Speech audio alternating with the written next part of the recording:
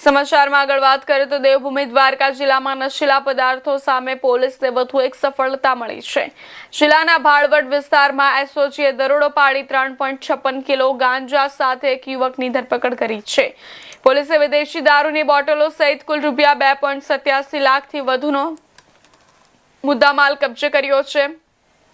પોલીસના જણાવ્યા મુજબ ભાડવડ વિસ્તારમાં 21 વર્ષીય રિઝવાન ઈસુબ બલોચની ધરપકડ કરવામાં આવી છે। આરોપીના કબજામાં 3.56 કિલો ગાંજો, વિદેશી દારૂની બોટલો તેમજ ગોગો પેપર મળી આવ્યા હતા। જિલ્લા પોલીસ વડાના માર્ગદર્શન હેઠળ એસઓજી દ્વારા કરવામાં આવેલી કાર્યવાહીમાં કુલ 2.87 લાખથી વધુનો મુદ્દામાલ જપ્ત કરવામાં આવ્યો છે।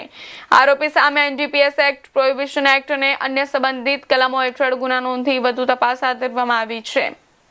પોલીસ હવે ગાંજો અને દારૂનો જથ્થો ક્યાંથી લાવવામાં આવ્યો હતો અને તેનો સપ્લાય કોને થવાનો હતો તે દિશામાં તપાસ આગળ વધારી રહી છે।